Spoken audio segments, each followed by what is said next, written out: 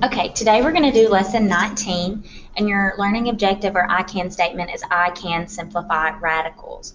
So this is a radical symbol, and if there's not a number out here in the valley, it's an understood 2, and we also call that a square root or the square root symbol. So we're simplifying radicals that are square roots. Now, you should have done this back in Algebra 1. I know if you were in my class, we did this. We practiced it a few days. And you should have seen it in geometry as well a little bit. So hopefully it seems like a review to you. But if not, that's fine. I'm going to show you exactly what to do. So we're going to practice simplifying radicals that are square roots. And when we're talking about square roots, it's important to talk about the perfect squares. So perfect squares are when you take the square root of a perfect square, you get a whole number. So a number is a perfect square if you can take the square root and get a nice whole number.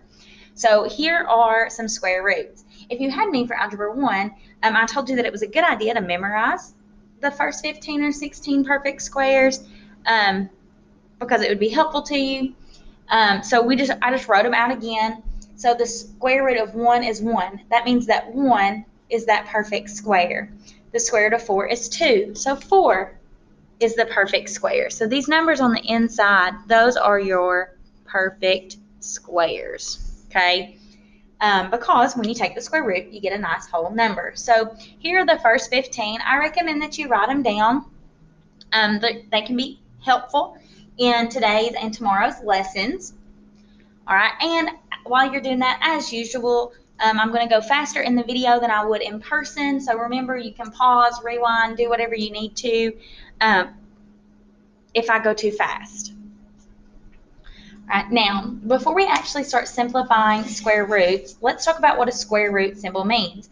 So this means what number multiplied by itself equals blank. So equals what's in there. So if we have the square root of 81, that's like saying what number multiplied by itself equals 81.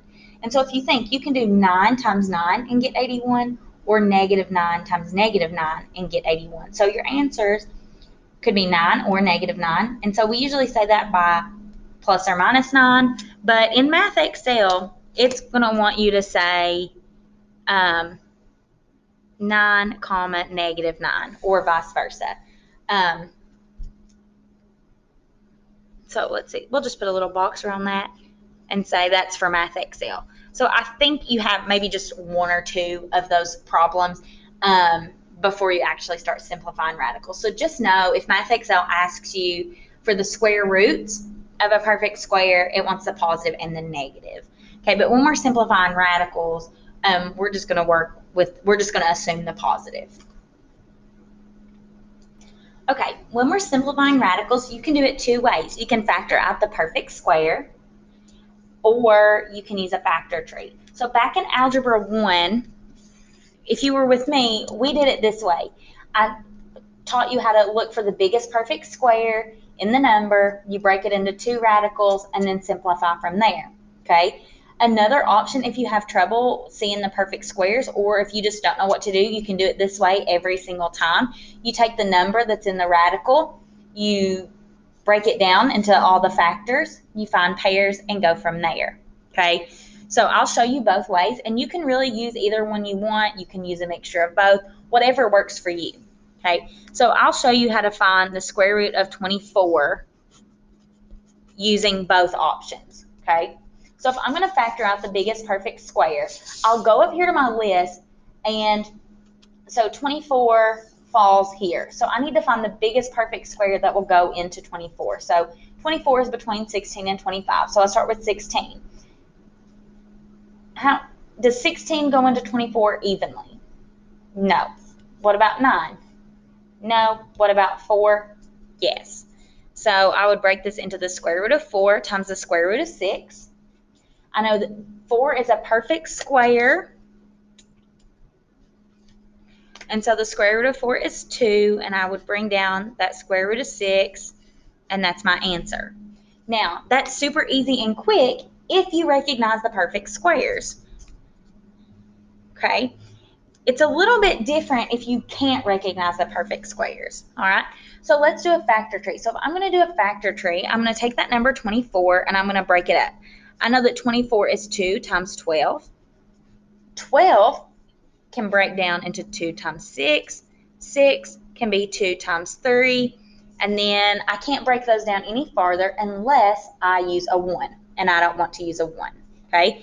So when I'm using the factor tree, we're looking for square roots, I'm going to look for pairs, okay? Pairs can leave the house, okay? They can come outside of the radical and they can leave.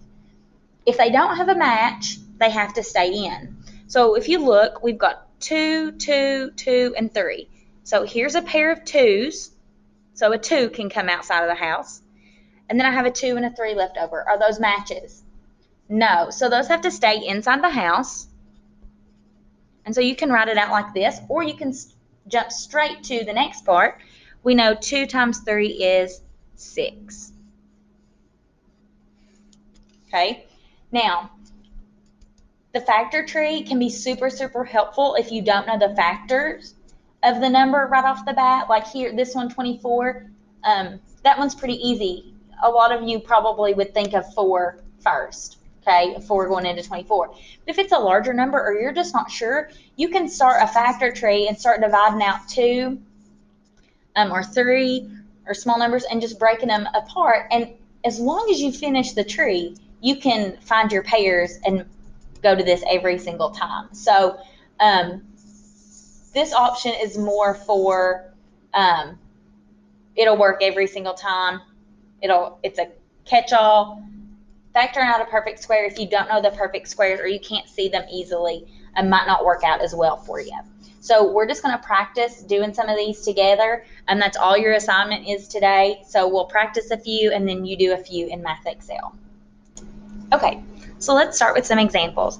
Now, you can do these either way, okay? You can follow along with me and do it the way I do it, or you can do it the opposite, okay? It doesn't matter. Whatever works best for you. So I'm going to start with the square root of 50. So I know that 50 is 2 times 25, and 25 is a perfect square. So I'm going to use this one. I'm going to do this one using perfect squares. So I know that 25 is a perfect square and it goes into 50 twice. So I'm going to break it up this way. The square root of 25 is 5. And I bring down the square root of 2. And that's my answer. Okay. Number 2, the square root of 20. For this one, I'm going to use a factor tree. So I'm going to take the number 20 and let's break it up. 2 times 10.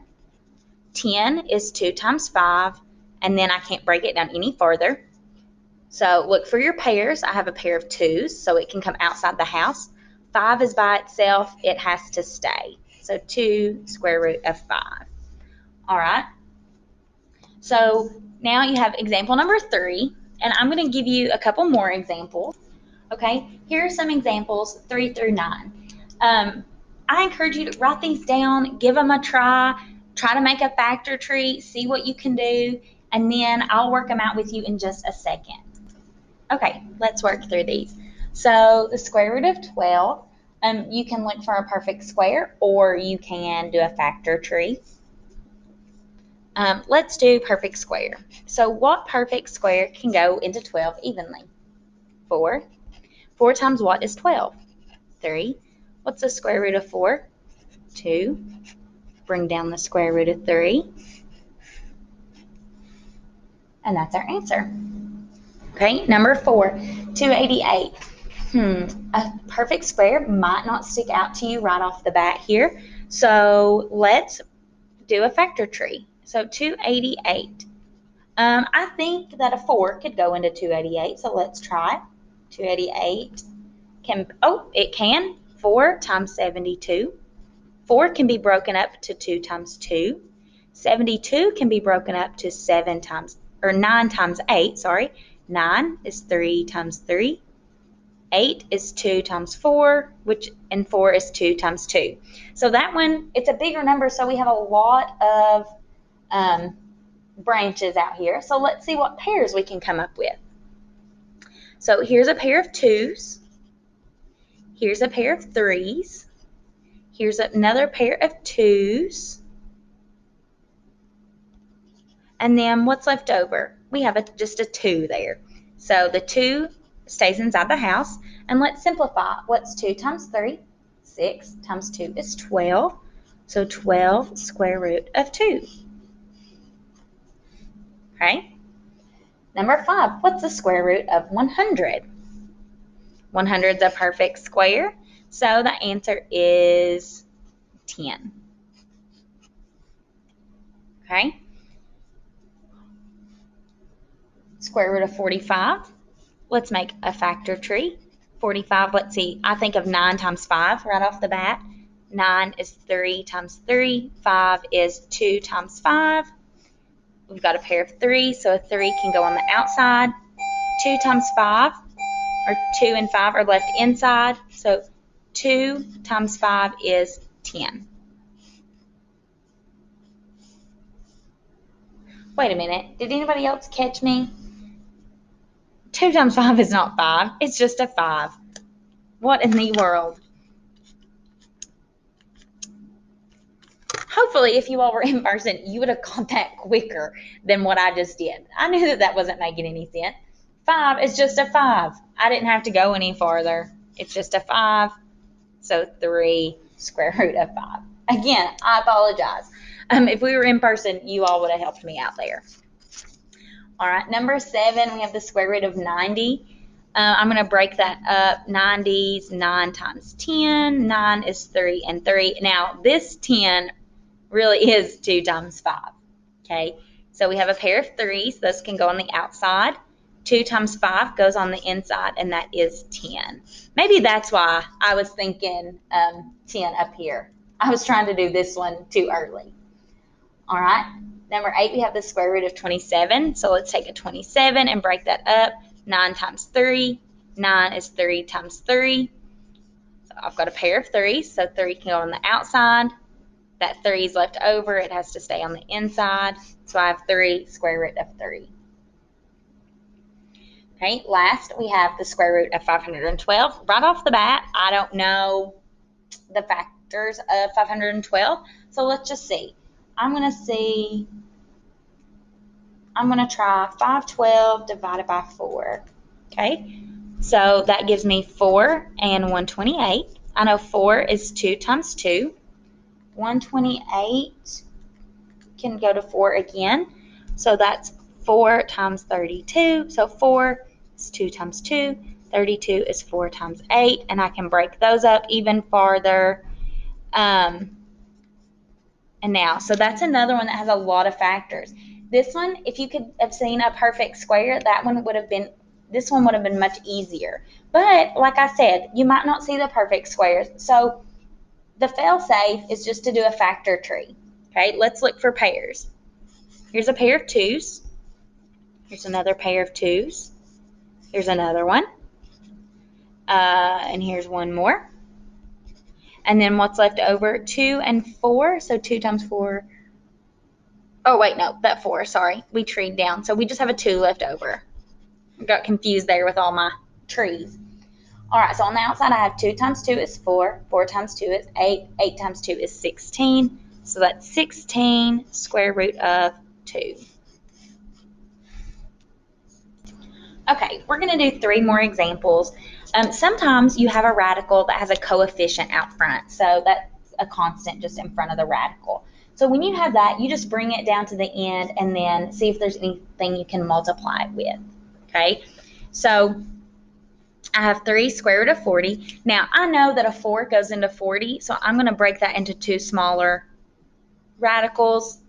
I know that the square root, and I'm going to bring down this 3. The square root of 4 is 2. I'm going to bring down that 3 again. And so I have 3 times 2 times the square root of 10. 3 times 2 is 6. So 6 square root of 10. Okay, number 11, I'm going to bring down my 8. The square root of 36 is just a 6. So I have 8 times 6, and that's 48. All right, number 12. I'm going to break up 28. That's 2 times 14, and 14 is 2 times 7. There's a pair of 2s. So I'm going to have a 2 on the outside, a 7 on the inside. I'm going to bring down that -4. -4 times 2 is -8, and the square root of 7. Okay?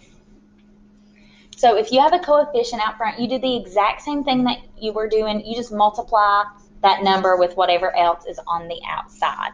And I don't think you have any like that in Math Excel today. I just wanted you to see that that's how those work. Your problems in Math Excel will be like examples 1 through 9. Again, you can use perfect squares or you can use a factor tree. Either one, whichever one you like best, whichever one works best for you. As always, if you have any questions, concerns, send me an email, hit Ask My Instructor, talk to me in a Google Meet, whatever you need to do. But have a great day.